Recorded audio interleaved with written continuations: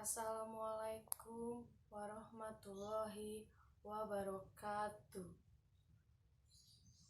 Kepada Bapak Ibu Duta Bahasa Indonesia yang saya hormati, kepada Ibu Pembina Dosen Bahasa Indonesia, Ibu Edsa Purbarani yang saya hormati, dan kepada teman-teman semua yang saya kasihi. Saya Felicia Kurnia Putri, selaku Duta Bahasa Indonesia, pada kesempatan kali ini akan menyampaikan pidato mengenai penggunaan bahasa Indonesia di kalangan anak muda atau kaum milenial zaman sekarang. Bahasa merupakan suatu alat untuk setiap manusia berinteraksi atau berkomunikasi dengan manusia yang lain. Biasanya ketika orang sedang berbahasa atau berbicara, itu untuk menyampaikan suatu gagasan, pikiran, konsep, atau perasaan kepada orang sekitarnya. Bahasa Indonesia merupakan bahasa nasional bangsa Indonesia yang biasanya digunakan untuk berkomunikasi untuk mendapatkan sebuah informasi. Namun, seiring berjalannya waktu, posisi bahasa Indonesia kini telah tergantikan oleh bahasa asing maupun bahasa yang sering digunakan oleh kaum milenial atau anak remaja zaman sekarang, yaitu menggunakan bahasa gaul. Sejarah bahasa Indonesia terdapat pada Sumpah Pemuda baris yang ketiga.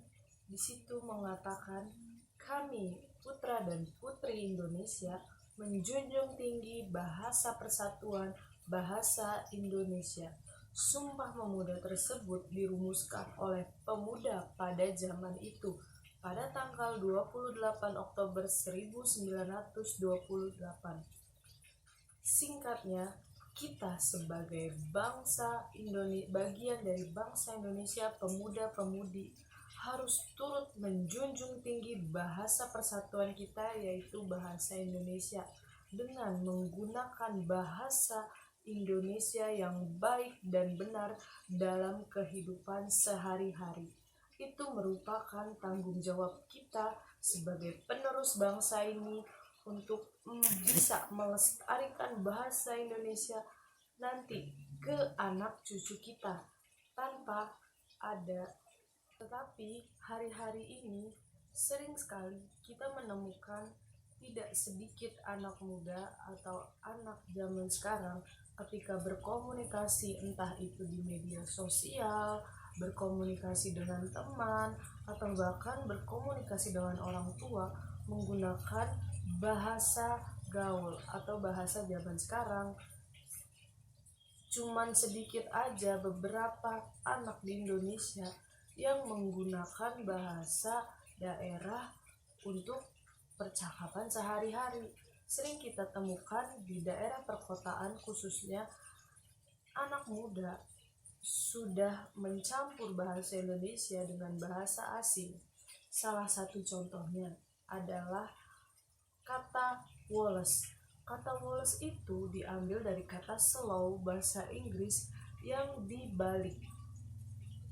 Kata yang seharusnya benar itu adalah kata santai atau tenang saja, tapi banyak anak muda yang menggunakan bahasa itu. Contoh lain, kalau di bahasa Indonesia yang benar itu adalah tidak jelas, tapi banyak sekali anak zaman sekarang yang menggunakan bahasa ga dan tak. Padahal itu bukan bahasa Indonesia yang baik dan benar, dan itu bukan merupakan bahasa baku. Penting sekali untuk kita menanamkan dalam hidup kita sebagai generasi penerus bangsa menggunakan bahasa Indonesia yang baik dan benar, supaya kita bisa melestarikannya dan menanamkannya serta mengajarkannya kepada generasi selanjutnya atau generasi penerus. Kita tidak mau kan bahwa penggunaan bahasa Indonesia menjadi hancur atau tidak dilestarikan di kemudian hari. beberapa faktor yang menyebabkan banyak sekali anak muda yang menggunakan bahasa gaul. Yang pertama adalah faktor dari media sosial atau internet. Zaman semakin hari semakin berkembang. Ada banyak sekali media yang membuat pengaruh terhadap anak-anak untuk berbicara tidak sesuai dengan bahasa Indonesia yang baik dan benar. Misalnya, ketika melihat di televisi ada beberapa film yang menggunakan bahasa yang kurang baik, atau mungkin di media sosial seperti di Instagram, YouTube, ketika anak sedang menonton, itu akan membawa pengaruh untuk anak berbicara. Yang selanjutnya adalah faktor lingkungan. Biasanya anak-anak akan memperhatikan lingkungan sekitarnya, terutama ketika melihat ada orang dewasa ketika bicara. Anak akan langsung mengikuti gaya bicara orang tersebut. Makanya itu menjadi salah satu pengaruh juga untuk anak berbahasa gaul atau tidak menggunakan bahasa Indonesia yang baik dan benar. Faktor yang selanjutnya adalah faktor perkembangan zaman atau modernisasi. Zaman semakin hari semakin modern dengan adanya perubahan gaya berpakaian, berpenampilan, atau bahkan dengan gaya berbicara yang memicu anak untuk berbahasa gaul atau tidak menggunakan bahasa Indonesia yang baik dan benar. Selanjutnya, ada beberapa dampak positif dan negatif dari penggunaan bahasa gaul atau penggunaan bahasa Indonesia yang dicampur dengan bahasa asing. Yang pertama, dampak positifnya. Mungkin dampak positifnya itu bagus buat setiap kita, membuat kita menjadi berwawasan lebih luas dan membantu kita ketika kita sedang berkomunikasi dengan orang asing atau orang luar. Dan itu juga akan membuat kita menjadi lebih kreatif lagi. Dan selanjutnya untuk dampak negatifnya.